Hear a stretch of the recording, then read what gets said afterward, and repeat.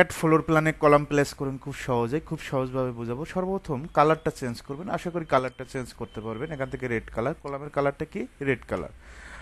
আর EC rectangular shortcut, enter দিবেন, first point click করবেন, দ্বিগুণলে করবেন এভাবে, একদিকে 10 ইঞ্চি কমা দিবেন, আরেকদিকে 24 ইঞ্চি। ওকে, এটা একটা কলাম সাইজ। আমরা এখন এই স্টারে এখানে প্লেস করব। কলামটা সিলেক্ট করবেন, সিলেক্ট করার পর সিপি লেখে এন্টার কপি করবেন। আমরা যেহেতু এই পয়েন্টে প্লেস করব, তাহলে কলামের কোন পয়েন্ট ধরবো? অবশ্যই এই পয়েন্ট ধরে জাস্ট এখানে একটা ক্লিক করব। আমরা চাইলে অপোজিট পাশে মিরর করে দিতে পারি, মিড পয়েন্ট ধরে। মিররটা আজকে শিখাবো না, জাস্ট সিলেক্ট করবেন, সিপি লেখে এন্টার, সিও দিলেও হবে, কপি শর্টকাট সিও দিলেও হবে। এই পয়েন্টে প্লেস করব, জাস্ট এটা একটা ক্লিক করবেন, ক্লিক করে এখানে একটা প্লেস করে দিবেন।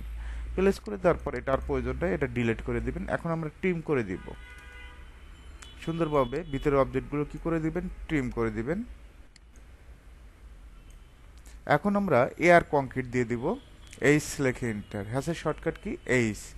একটা ইন্টারফেস শো করবে, এরকম ইন্টারফেস। এখান থেকে আমরা কি করব? এয়ার কংক্রিট, অবশ্যই স্কেলটা অন থাকবে, জাস্ট একটা ক্লিক করবেন। এখন এয়ার কংক্রিটের কালারটা কি দিবেন? হোয়াইট কালার দিয়ে দিতে পারেন। এখান থেকে বাই লেয়ার করে দিব, হোয়াইট কালার হয়ে গেছে। এভাবে চাইলে আপনি যে কোনো জায়গায় কলামগুলো প্লেস করতে পারবেন, এয়ার কংক্রিটটাও করতে পারবেন।